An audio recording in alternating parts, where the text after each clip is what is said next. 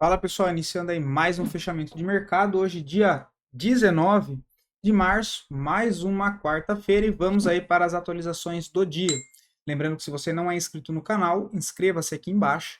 E caso goste do conteúdo, considere deixar o seu like, porque ajuda muito o meu trabalho desse lado. E caso queiram, meu Instagram aí na tela para vocês. Fico sempre à disposição de vocês por lá. Beleza? Bom, pessoal,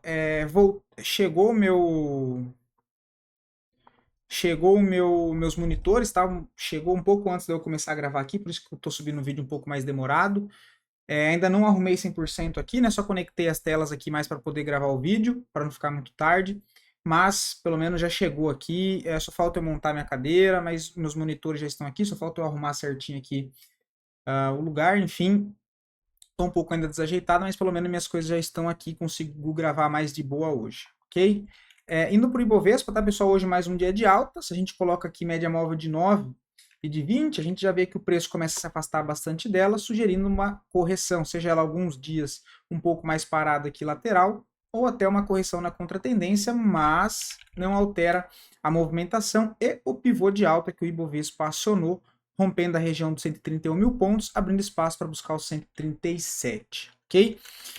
Então, bolsa para cima, o dólar segue para baixo, acionou também um pivô de baixa, né? Então, o Ibovespa pivô de alta, dólar pivô de baixa, perde a região de suporte que eu vinha comentando com vocês, os 5.730, abre espaço para buscar a região dos 5.560, tá? O dólar segue aí mais fraco com viés, mas de venda agora no curto prazo, tá? Deixa eu abrir aqui o meu TradeView para a gente fazer as análises lá fora, né? Estou abrindo aqui nesse momento, para vocês verem que eu não tinha nada aqui ainda aberto, tá? Eu tava só arrumando as telas aqui de fato para conseguir gravar para vocês melhor hoje, né? Mas aqui tá tudo bagunçado ainda. Vamos lá? Deixa eu ver se tá ok.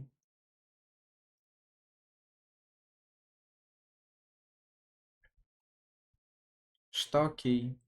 O S&P hoje uma alta de 1%, né, tentando aí se recuperar, mas ainda trabalhando abaixo da média móvel de 20, né, a média móvel de 20 começa a se aproximar do preço. Interessante é que a gente veja o S&P voltando a negociar acima da média móvel de 20, consolidando acima dela e quem sabe armando um pivôzinho de alta, trazendo o viés para positivo novamente. Tá tentando se recuperar. É interessante que até o final de semana consegue fechar pelo menos acima desse último fundo perdido, tá? Que foi na região aí dos 5.670. A gente tem o índice da Nasdaq também tentando se recuperar, uma alta de 1,41. É interessante que até o final de semana fecha acima aí da região dos 17.760, tá? 770. O petróleo Brent segue ainda a correção, nada demais. Perdeu 68, abre um pivô de baixa com alvo no 66. Temos minério de ferro, segue totalmente congestionado, tem suporte nos 95, tem resistência no 109. DXY segue aqui enroscado nessa região, né? Eu comentei sobre a tentativa de fazer um pivô esticado das médias. Geralmente, quando isso acontece, é mais provável que ele comece a falhar os rompimentos, fique mais congestionado, até a média se aproximar do preço, né? Ou então ele fazer um repique. Por enquanto, está congestionado lateral, não tem nada interessante, porém, vale lembrar que a tendência de curto prazo segue sendo de baixa, tá? Temos o DAX, uma alta de 0,40, nada demais, ainda segue trabalhando lateral em topo, mas com expectativa de um novo pivô. Já o Hang Seng arma um novo pivô de alta, buscando o seu ponto de resistência dos 25 mil pontos e ganha ainda mais espaço para cima a bolsa aí de Hang Seng, tá? A bolsa da Rússia segue totalmente lateral, não tem nada interessante para a gente comentar. O Dow Jones hoje uma alta aí de 1% também. O importante é que fecha a semana voltando para dentro dessa congestão e acima desse último fundo perdido também. Dando uma olhada no ouro, mais uma alta de 0,42, o ouro segue subindo, próximo alvo 3.071, volta a repetir, sempre bom ficar com o sinal alerta aí ligado com o ouro subindo dessa maneira, beleza? A prata segue um pouco mais lateral, mas dentro de um viés positivo no curto prazo, né? Ele trabalhou aqui dentro desse pivô, porém ainda não rompeu a congestão maior, tá? Então ele rompe esse primeiro ponto aqui dessa congestão, olha, mas ainda tem a extremidade aqui em cima, que é lá nos 35 dólares, tá? Bem capaz que vai pelo menos testar aquela região. rompendo essa região, aí sim abre bastante espaço livre aí para cima. Olhando as criptos aqui rapidamente, a gente tem hoje uma leve recuperação, né? Então a gente vê aí o Bitcoin com uma alta de 3%, né? Último fundo 77 mil dólares. O Ethereum também se recupera um pouco hoje, né? Com uma alta aí de 5%. É interessante que até o fechamento da semana ele consiga fechar pelo menos acima dos 2 mil dólares para voltar a brigar um pouco mais aqui para cima. Tá? Mas o viés ainda de curto prazo segue um pouco mais negativo, mas agora os compradores aí começam a aparecer, a gente vê volume baixo desde a última formação desse fundo e agora aparecendo aí, mesmo que fraco ainda, mas os compradores novamente, né? Polkadot segue lá em cima de zona de suporte também de uma congestão de range amplo. Temos a VAX também se recuperando, mas nada demais por enquanto, só repique de toda essa queda. AVE, leve recuperação também, então você vê que até a porcentagem das moedas parecem muito, né? SNX também se recuperando, mas não tem nada demais.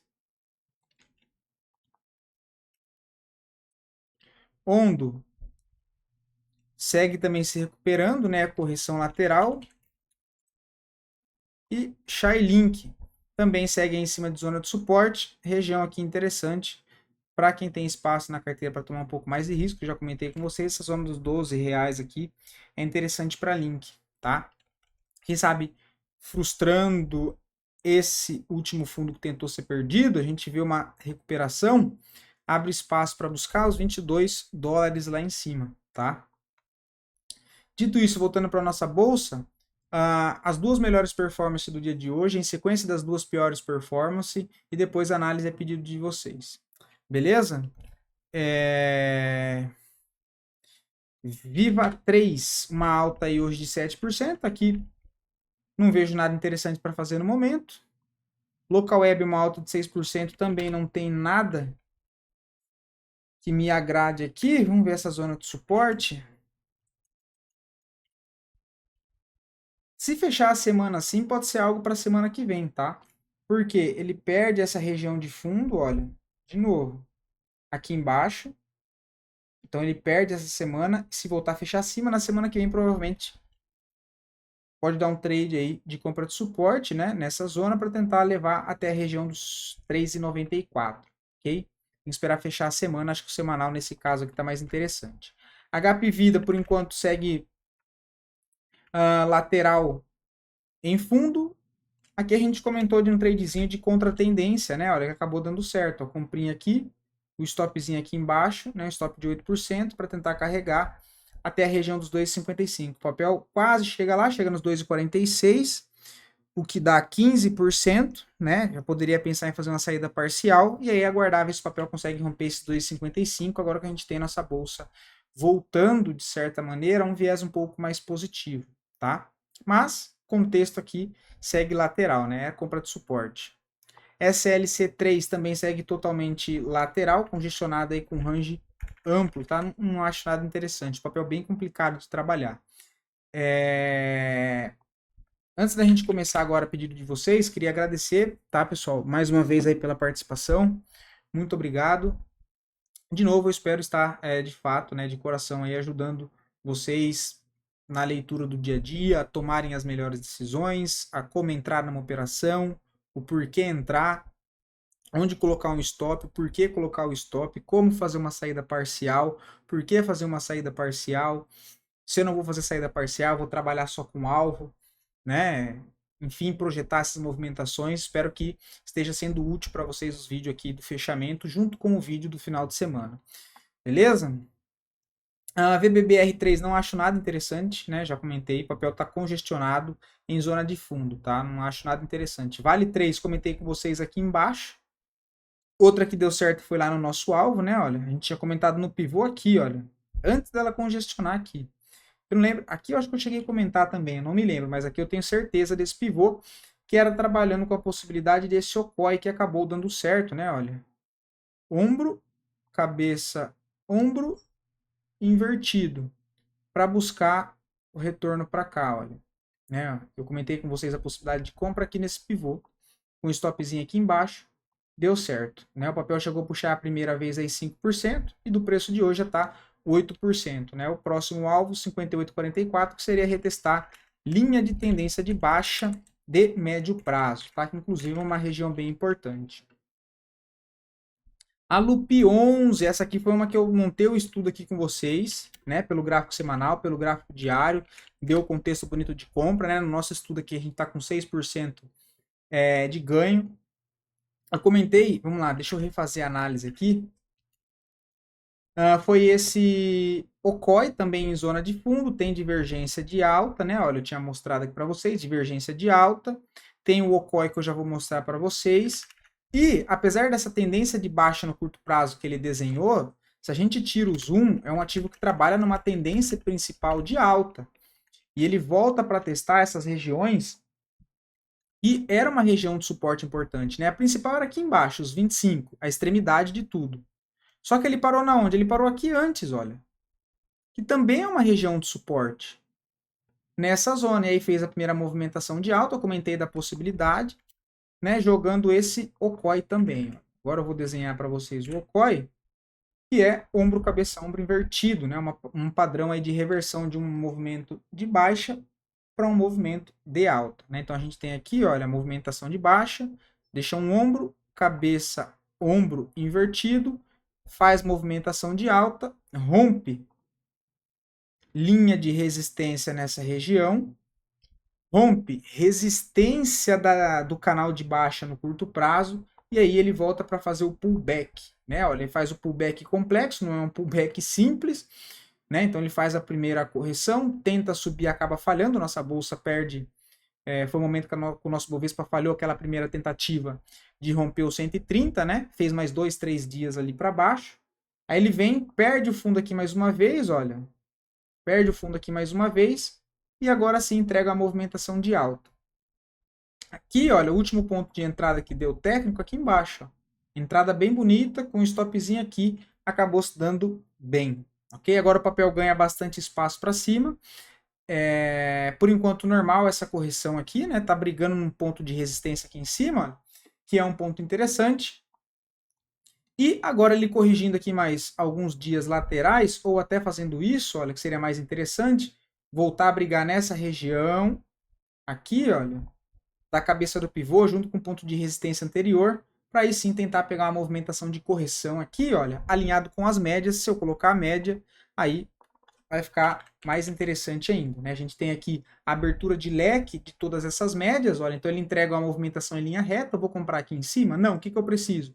Ou que ele corrija a lateral para que essas médias aproximem um pouco mais do preço, depois ele tente fazer um novo pivô de alta, dando novas possibilidades de entrada de compra por curto prazo, ou ele volta a fazer uma correção na contratendência, que também seria bem interessante, voltar próximo aqui a essas médias, e quem sabe dando novas oportunidades nessas regiões aqui de formação de fundo para tentar um novo pivô aí para cima, tá? O que a gente vê é bastante volta de fluxo comprador, então é um papel que me chama bastante atenção, principalmente agora que a gente vê não só o Ibovespa, mas bastante papel de certa maneira se recuperando, pelo menos no curto prazo.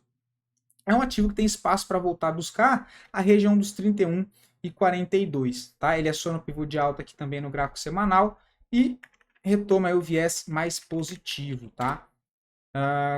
Bonito o contexto aí de Alup 11, foi um papel que eu trouxe aí para vocês há bastante vezes quando ele estava nessa região aqui, né, desse processo de rompimento, de formação aqui de fundo, né?